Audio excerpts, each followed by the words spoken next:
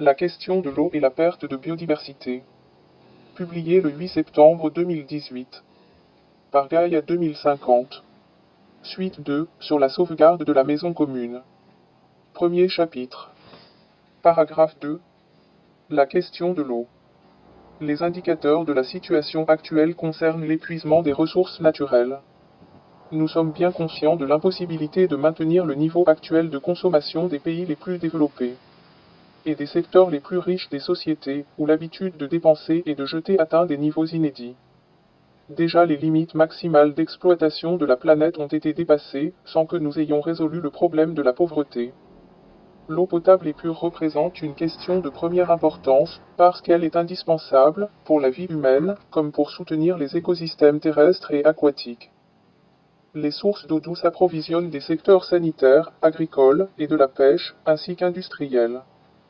La provision d'eau est restée relativement constante pendant longtemps, mais en beaucoup d'endroits la demande dépasse l'offre durable, avec de graves conséquences à court et à long terme.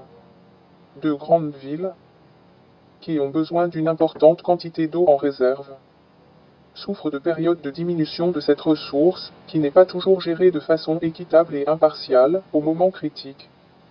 Le manque d'eau courante s'enregistre spécialement en Afrique, où de grands secteurs de la population n'ont pas accès à une eau potable sûre, ou bien souffrent de sécheresse, qui rendent difficile la production d'aliments. Dans certains pays, il y a des régions qui disposent de l'eau en abondance, et en même temps d'autres qui souffrent de graves pénuries.